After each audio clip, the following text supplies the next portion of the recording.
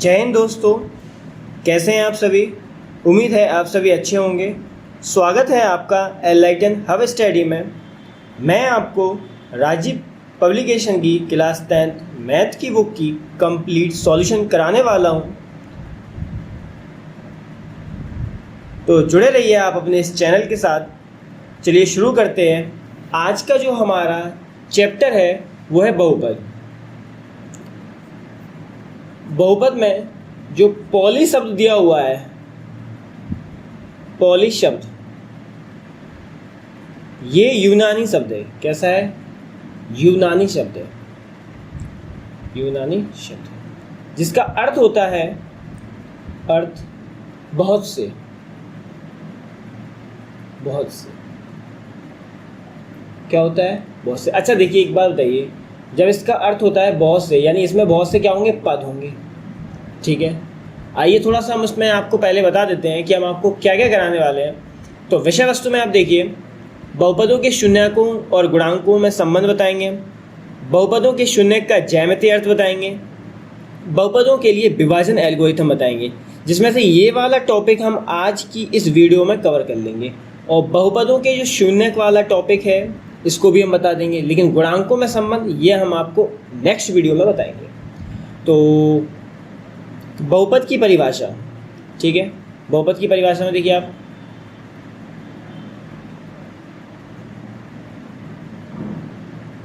एक बीजीय व्यंजक px equal a0 plus a1x plus a2 x square plus dot dot dot an x की power n के रूप का फलन है, जहां पर a0 a1 a2 dot dot dot an वास्तविक संख्या है। अच्छा, सबसे इम्पोर्टेंट बात, ये वास्तविक संख्याएं क्या होती हैं? तो यहाँ पे थोड़ा सा समझ लेते हैं वास्तविक संख्याएं क्या होती हैं। वास्तविक संख्याएं, ठीक है। वास्तविक संख्या में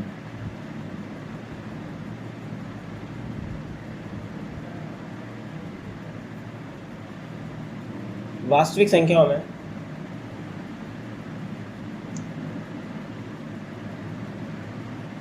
वास्तविक संख्याओं से पहले हम समझ लेते हैं थोड़ा सा संख्या।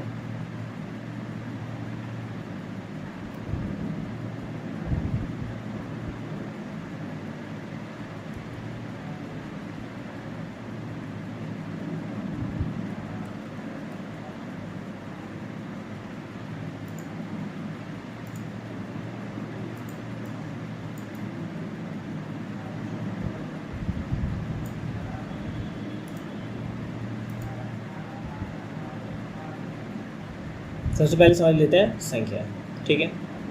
सबसे पहले हम संख्या को समझते हैं। इसमें दो तरह से बांटा गया है, एक होती है वास्तविक संख्या, वास्तविक, और ये एक होती है काल्पनिक, ठीक है। अब वास्तविक संख्याओं में फिर इनको दो भागों में बांटा गया है, एक होती है परिमेय, एक होती है अपरिमेय। अपरिमेय संख्या। अब परिमेय संख्याओं को फिर बांटा गया है, किस किस में बांटा गया है? इसमें बांटा गया, इसमें पूर्णांक में,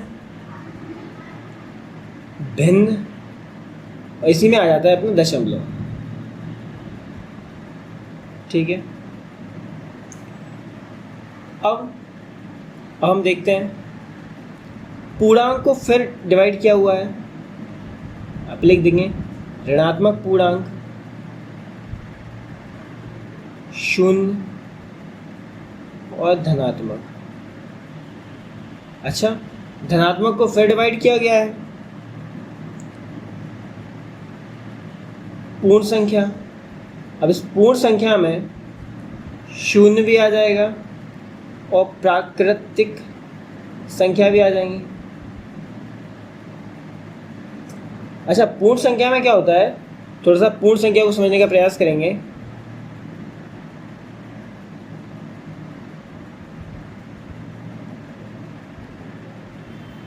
पूर्ण संख्या में आपको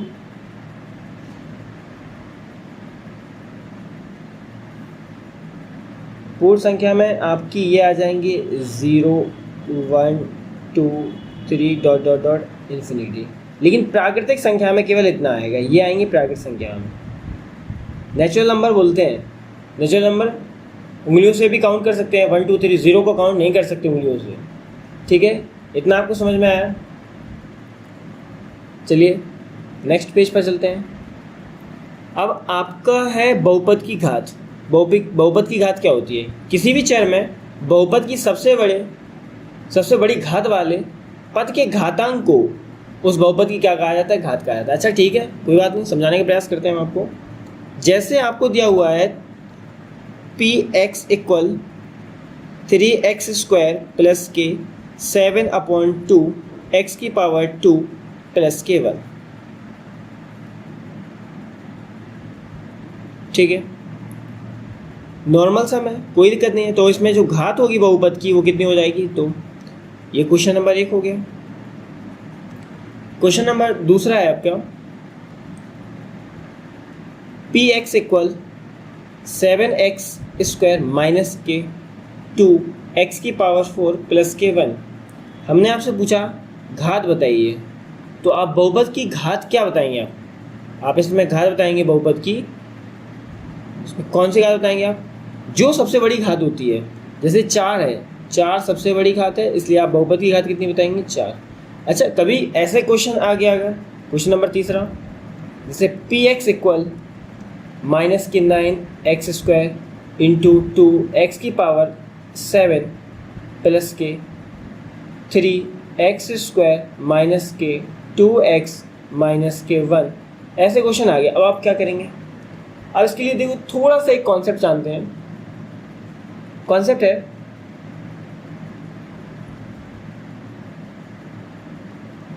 a की पावर m इंटू a की पावर n इक्वल होता है a की पावर m प्लस के n।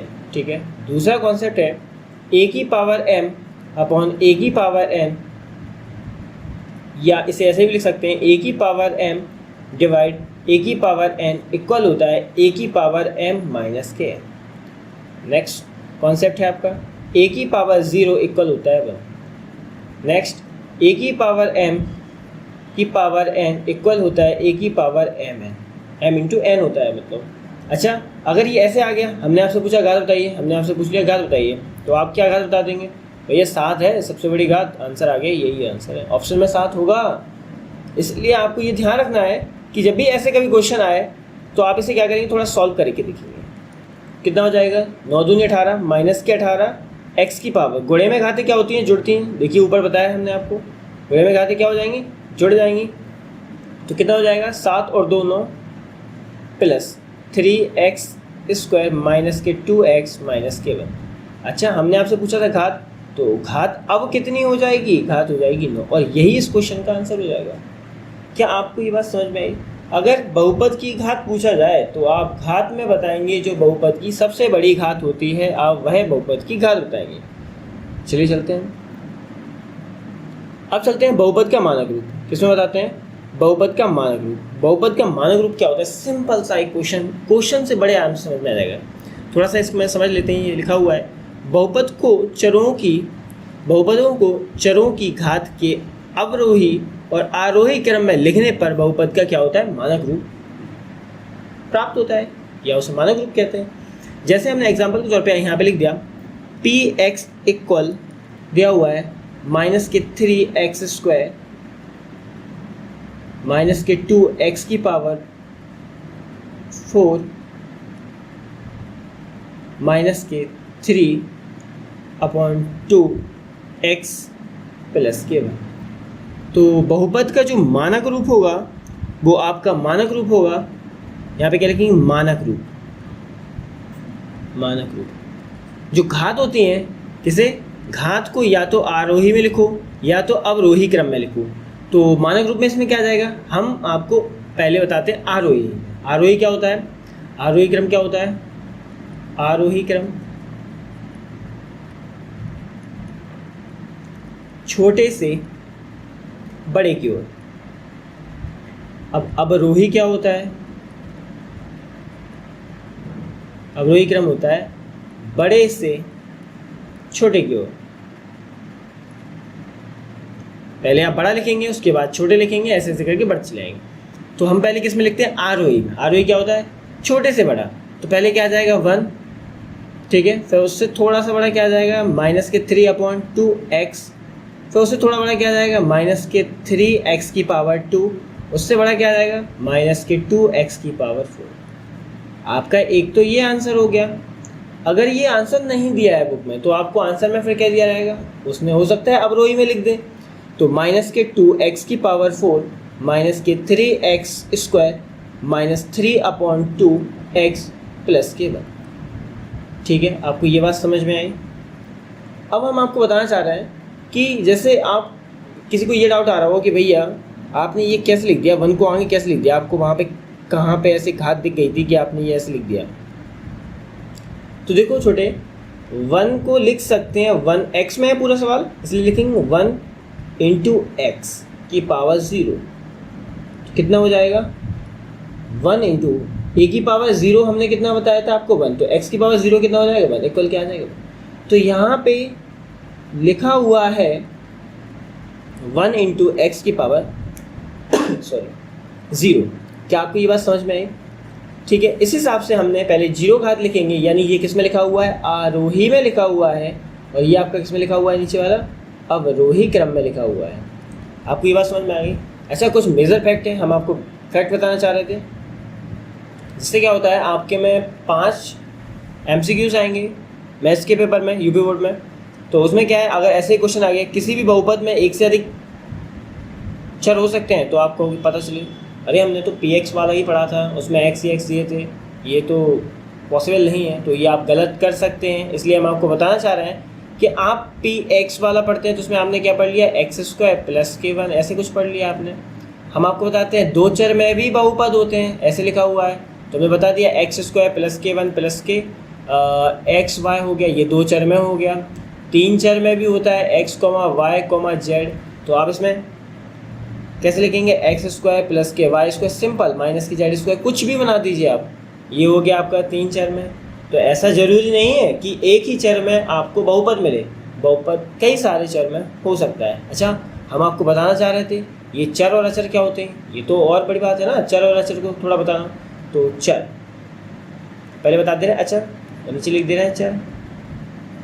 तो अचर होते हैं 1, 2, -1, -3 ... ऐसे बहुत सारे। और जो चर होते हैं, ये जो चर होते हैं वो आपके कौन से होते हैं,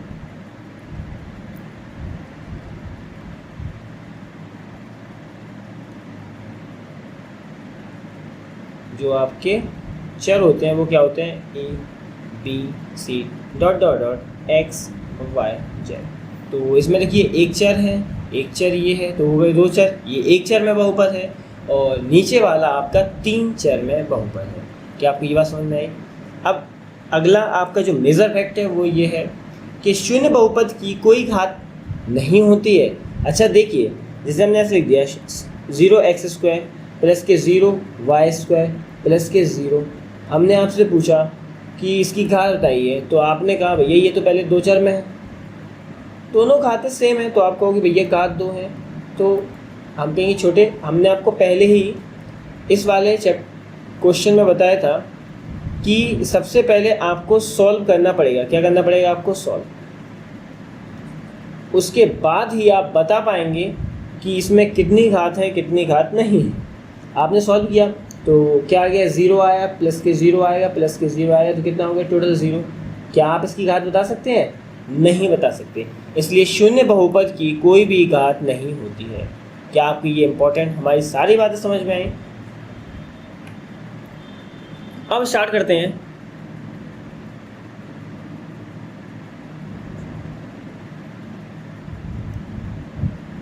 पदों की संख्या के अनुसार बहुपद निम्नलिखित प्रकार के होते हैं, जैसे एक पदीय, द्विपदीय, त्रिपदीय और शून्य पदीय। ऐसे आप नीचे और भी बढ़ा सकते हैं, 4 पदीय, 5 पदीय, ऐसे करके बहुत सारे, लेकिन जो थोड़े से आपको समझने के लिए बता सकते हैं। अच्छा देखो, यहाँ पे लिखा हुआ है एक पद, इसका मतलब क्या है, एक पद होगा। द्विपद मतलब 2 पद, यहाँ पे लिखा हुआ है एक पद, यहाँ पे लिखा हुआ है द्विपद, यहाँ पे कितना है त्रिपद, और यहाँ पे होगा शून्य पद। अच्छा ठीक है, एक ऐसा बहुपद जिसमें केवल एक पद होता है, एक पद ये कहलाता है। जैसे अब इसमें एग्जाम्पल के तौर पे जैसे में लिखेंगे, जैसे में हमने कहा √3, आपको भैया एक पद है, हम कहेंगे x एक पद है, हम कहेंगे y एक पद है, हम कहें 1 एक पद है, हम कहेंगे -5 एक पद है, हम कहेंगे 3x² एक पद है, हम कहेंगे 2/3 y² एक पद है। क्या आपको ये हमारा समझ में आया कि एक पदीय बहुपद कैसे हैं? अच्छा, द्विपद लिखना चाह रहे हैं तो कोई बड़ी बात नहीं है, द्विपद भी लिख देंगे अपन। द्विपद में क्या हो जाएगा? द्विपद में आपके हो जाएंगे जैसे 3x² प्लस के 1 हो गया। देखिए एक पद और एक पद मिला के हो गए 2 पद। आया आपको समझ में? 2 पद कैसे हुए? अब जैसे हम आपको इसमें बताना चाह रहे हैं और भी एग्जाम्पल, जैसे x प्लस के 1 द्विपद बहुपद, यानी 2 पद हो गए। x² माइनस के x, ये भी आपका द्विपद बहुपद हो गए। 1 प्लस के 2x², ये भी आपके द्विपद बहुपद हो गए। आपको जो भी अच्छे लगे इसमें से एग्जाम्पल नोट कर लेना। अब त्रिपद बहुपद में, त्रिपद में यानी 3 पद होंगे तो 3x² प्लस के x प्लस के 1 हो गए भैया, 3 पद हो गए। देखिए एक पद, 2 पद, 3 पद। x प्लस के y प्लस के z, ये त्रिपद बहुपद है, 3 पद है। 1 माइनस के 2x² प्लस के x की पावर 4। लीजिए भैया इतना टफ बना दिया आपने, ये भी कैसा है? त्रिघात बहुपद है। अब शून्य पद, एक ऐसा बहुपद जिसके सभी गुणांक कैसे हैं? शून्य। तो जैसे 0x की पावर 4 प्लस 0x की पावर 2 माइनस की 0x। देखिए इसके सारे गुणांक शून्य हैं कि नहीं है? सारे गुणांक शून्य हैं और इसमें कोई भी घात नहीं होगी। यहाँ पे सॉल्व करेंगे 0, यहाँ पे सॉल्व करेंगे 0, यहाँ पे सबको मिलाएंगे, जोड़ेंगे, घटाएंगे, शून्य ही आ जाएगा। क्या पता चलता है हमें कि शून्य बहुपद की फिर से कोई घात नहीं होती है, जो हम आपको पहले बता चुके हैं। और इसका गुणांक भी क्या होता है? शून्य होता है। आपको इतनी बात समझ में आई? एक पद ही है में आप अपने और भी एग्जाम्पल लिख सकते हैं। जैसे अगर आप नोट्स बना रहे हैं तो एक पद में जरूरी नहीं है एक ही पद होना चाहिए। एक पद में, द्विपद में भी ऐसे आप बना सकते हैं, त्रिपद में भी ऐसे आप लिख सकते हैं और शून्य पद में भी लिख सकते हैं। अब घातों के अनुसार, किसके अनुसार भैया? घातों के अनुसार, घातों के अनुसार बहुपद निम्नलिखित प्रकार के होते हैं। ठीक है भैया, तो एक होगा रैखिक बहुपद, द्विघात बहुपद। देखो अब दिखना, रैखिक बहुपद, ठीक है चलो, ये द्विघात में यानी 2 क्या होंगी? उसकी घातें होंगी। त्रिघात में 3 क्या होंगी? उसकी घातें होंगी। और चतुर्थ घात में क्या होंगी? 4 घातें होंगी। ऐसे करके आगे बढ़ाया जा सकता है। ठीक है। अच्छा, रैखिक बहुपद में नॉर्मल सी घातें होनी चाहिए। x, जैसे x प्लस के 1 रैखिक बहुपद है, और y प्लस के 2 रैखिक बहुपद है, x प्लस के y रैखिक बहुपद है, 1 माइनस के x रैखिक बहुपद है। क्या ये आपको समझ में आया? रैखिक बहुपद समझ में आया?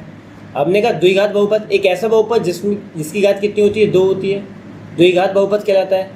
जैसे इसमें अपना वही x² प्लस के 1 प्लस के 2x लिख लीजिए, या आपको द्विचर में लिखना हो तो x² प्लस के y² प्लस के 2xy लिख दीजिए, यह आपका द्विचर में हो गया। आप त्रिघात बहुपद, एक ऐसा बहुपद जिसकी घात कितनी हो? बोलने से ही लग रहा है त्रिघात यानी 3 घात होनी चाहिए, तो एक ऐसा बहुपद जिसकी घात कितनी होती है? 3 होती है, त्रिघात बहुपद कहलाता है। जैसे AQ प्लस के BQ प्लस के CQ प्लस के 3ABC हो गया त्रिघात बहुपद।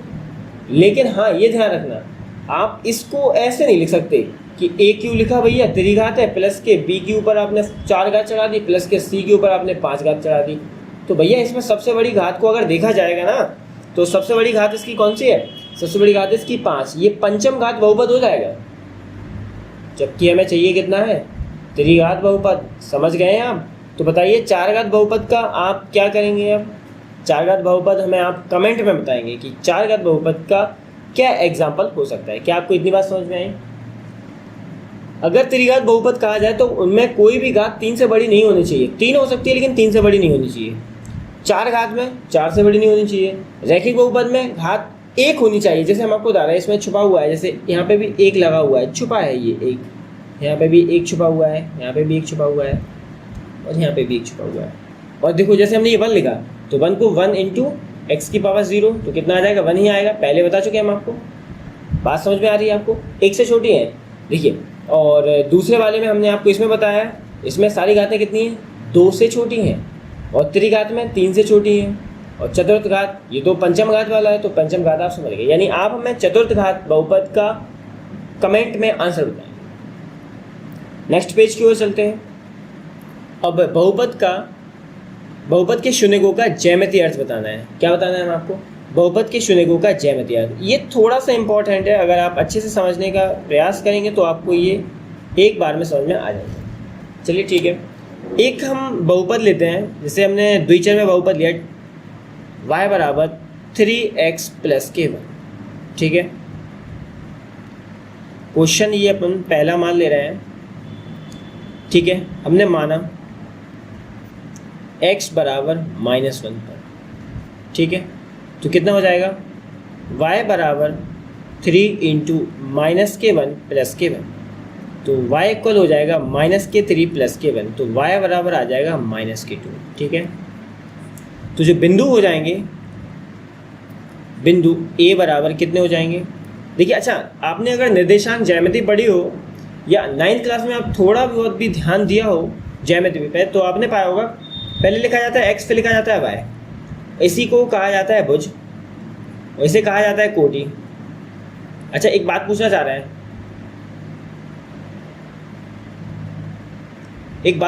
हैं, क्या x, y इक्वल होते हैं y, x के? जैसे हमने यहाँ पे लिख दिया 2, 3, तो ये इक्वल होगा 3, 2 के, बस पलट के ही तो लिखा है। तो बताइए इक्वल होगा या नहीं होगा। चलिए आप इसका क्वेश्चन थोड़ा सा ध्यान रखना, सोचिए, आप इस पर विचार कीजिए। जब तक अपन बिंदु A लिख लेते हैं, तो बिंदु A कितना हो जाएगा हमारा, बिंदु A हो जाएगा -1, -k2। ठीक है, क्या आपको इतनी बात समझ में आई, बताइए। अच्छा, तो हम आपको बताना चाह रहे हैं ये बराबर नहीं होते हैं। ये पेपर में पूछा गया क्वेश्चन है आपके। कोई भी आपसे पूछ लेगा कि पहले लिखा जाता है भुज को, फिर लिखा जाता है कोटि को, तो इस हिसाब से कि ये दोनों बदलने पर आपस में सेम नहीं हो सकते। ये आपको बात समझ में आई। अब एक रेखा खींचने के लिए एक बिंदु से थोड़ी ना काम चलेगा, 2 बिंदु होंगे, उन्हें मिलाएंगे तभी तो एक रेखा खींच पाएगी। तो हमने फिर से माना x बराबर बनता है कितने पर, x बराबर, तो y बराबर कितना हो जाएगा, 3 × 1 + k1, तो y इक्वल हो जाएगा 3 + k1, तो y इक्वल हो जाएगा 4। ठीक है भैया, तो जो इसके बिंदु कितने हो जाएंगे, बिंदु b इक्वल हो जाएगा, पहले लिखते हैं x को, तो 1, 4। ठीक है, इतनी बात समझ में आई भैया सबको, बताइए इतनी बात सबको समझ में आ गई है क्या। अगर इतनी बात सबको समझ में आई हो तो चलिए आगे करते हैं। अब हम क्या करते हैं, निरूपण करते हैं। तो सबसे पहले हम एक सीधी लाइन खींचेंगे। ठीक है, ये शायद लाइन तिरछी हो गई, चलिए कोई दिक्कत नहीं। ठीक है,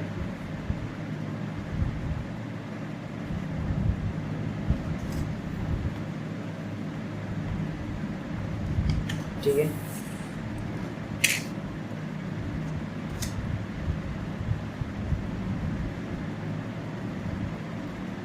ठीक है, इसे क्या कहेंगे, इसे कहेंगे x O x डैश अक्ष,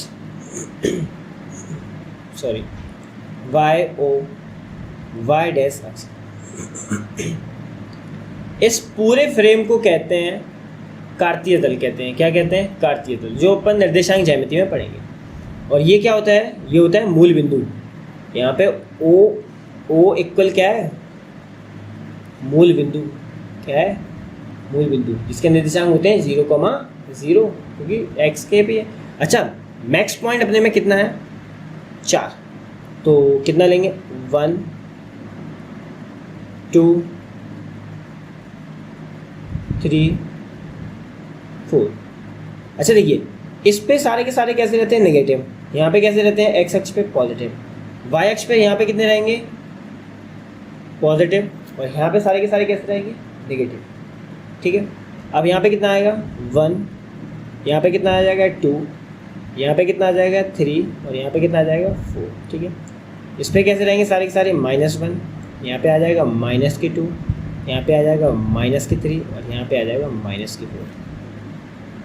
यहाँ पे कितना आ जाएगा -1, यहाँ पे आ जाएगा -2, यहाँ पे आ जाएगा -3, यहाँ पे आ जाएगा -4, ठीक है। क्या आपको इतनी बात समझ में आ गई? चलिए, अच्छा हमें पहले बिंदु ए को निरूपित करते हैं हम। तो पहले कितना जाना है x पे -1। अच्छा -1 कहाँ पे? ये है। और कहाँ तक जाना है? -2 तक। तो कहाँ पे जाएंगे? ये।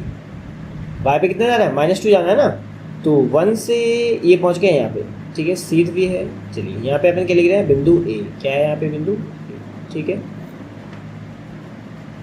अब बिंदु बी, x पे कितना जाना है? +1, ठीक है भैया। y पे कितना जाना है? 4। तो यहाँ पे कितना आ गया? ये बिंदु यहाँ पे आ गया, यहाँ पे आ गया बिंदु। और इसे क्या कह देंगे हम? कह देंगे भैया इसे b कह देंगे। बताइए आपको इतनी बात समझ में आई? इतनी बात आपको समझ में आई? चलिए ठीक है।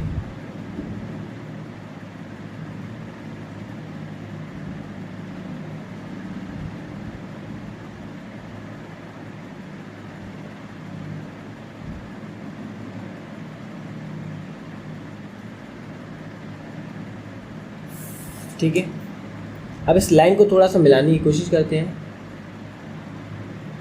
ये लाइन थोड़ी सी कर होगी।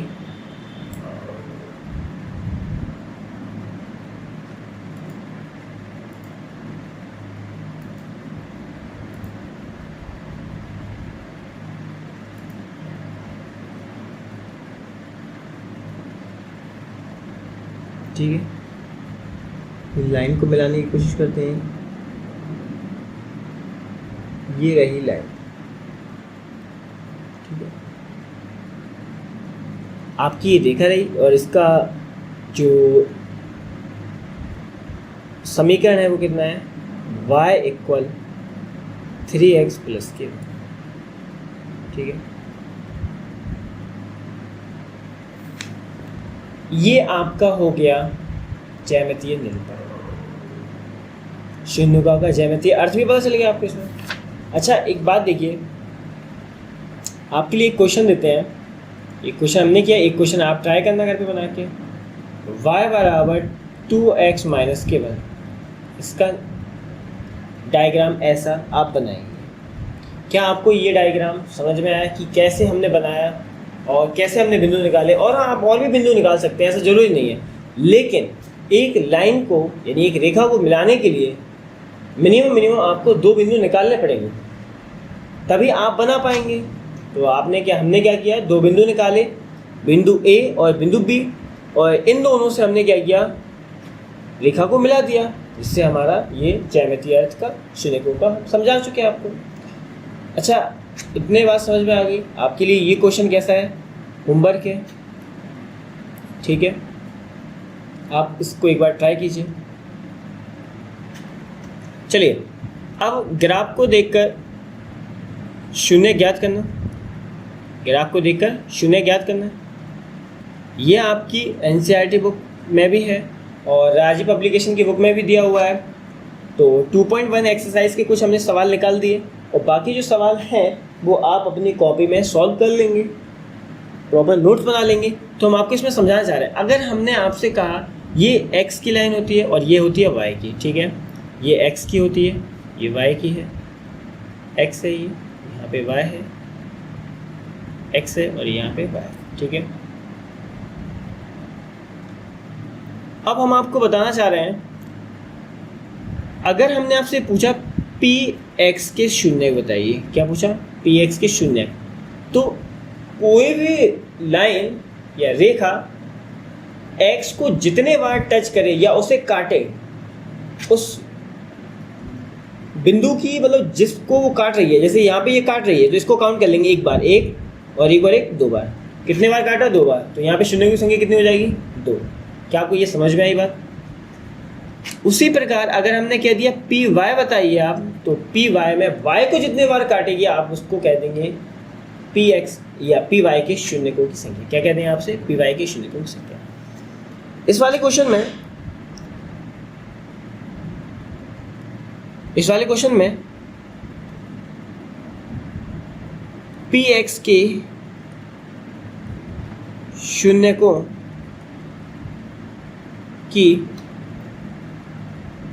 संख्या बताइए आप कितनी हो जाएगी। कितनी बार टच किया है इसने? एक बार। तो यहाँ पे कितना लिख देंगे आप? एक। इस वाले में टच ही नहीं किया है तो हम इसमें शून्य की संख्या कितनी कहेंगे? पी एक्स कितना हो जाएगा? 0। इस वाले क्वेश्चन में कितने बार टच किया है? एक और एक, 2 बार। तो पी एक्स कितना हो जाएगा? तो पेन का कलर चेंज कर ले रहे हैं क्योंकि शायद वो दिख नहीं रहा है, ठीक है। अच्छा, इस वाले में पी एक्स कितना हो जाएगा? तो कितने बार टच किया? 1, 2 और 3। तो ये कितना हो जाएगा? 3 बार। शून्यकों की संख्या ये। अच्छा, कुछ क्वेश्चन इस तरह से हैं, जैसे पहला क्वेश्चन ये दिया हुआ है,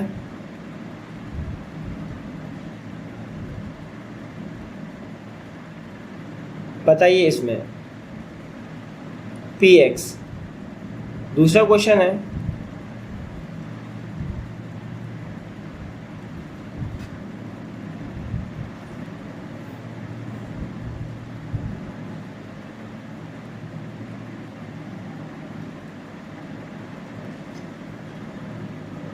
ये क्वेश्चन आपके लिए होमवर्क में रहेगा, इसको थोड़ा सा अच्छे से बना ले रहे हैं।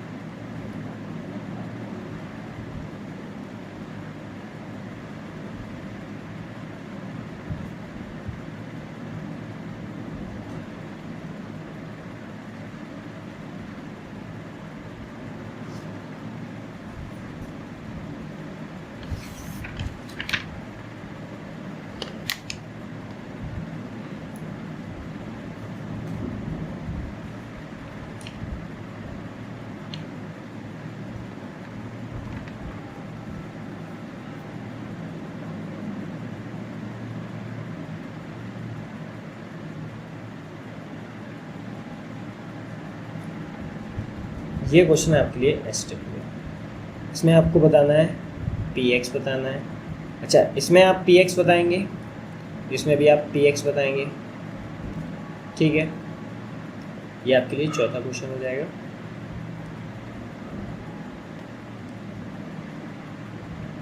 अच्छा, इसमें पी एक्स में सेकंड वाले क्वेश्चन में शून्य की संख्या कितनी हो जाएगी? 1 ये काट रहा है, 1, 2 और 3। तो कितनी हो जाएगी? 3। इस वाले में कितनी हो जाएगी? 1 और 2। तो ये कितने हो जाएंगे? 2। इस वाले क्वेश्चन में कितनी हो जाएगी? एक ही बार काटा है तो कितना हो जाएगा? कितने हो जाएगी इसमें शून्य की संख्या? 1। इसमें शून्य की संख्या ये आपको बताना है, ये हम आपको थोड़ा हिंट देते रहे। 1 ये काटा, बाकी आप देख लेना। और अच्छा, एक क्वेश्चन है कुछ इस तरह से पूछा गया था, ये आपका छठवां क्वेश्चन मान लीजिए, पाँचवा क्वेश्चन मान लीजिए।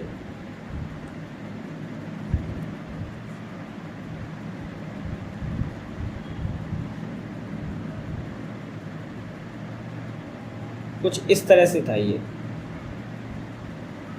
अब इसमें आपसे पूछा था पी एक्स बताइए। चलिए आप बताइए इसका आंसर क्या हो सकता है। तो हम आपको बताते हैं कि आपको बताओ ये जो लाइन है क्या ये एक्स अक्ष को कहीं पे भी काटी? अगर हम मान लेते हैं कि ये समांतर निकल गई, मान लेते हैं ये समांतर निकल गई, तो क्या ये एक्स अक्ष को काटी? नहीं।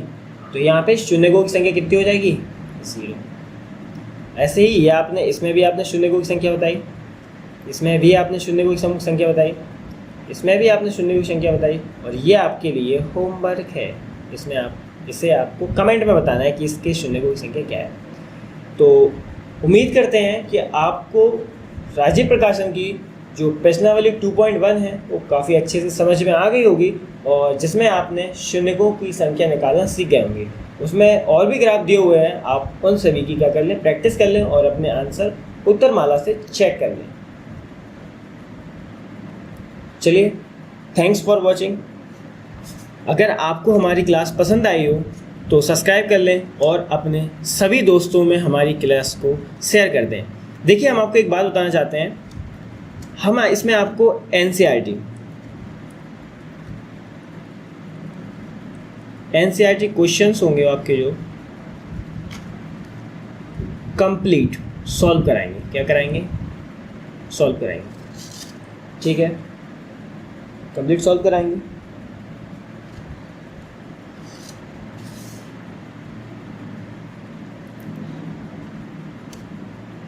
आपको प्रॉपर नोट्स बनाना है,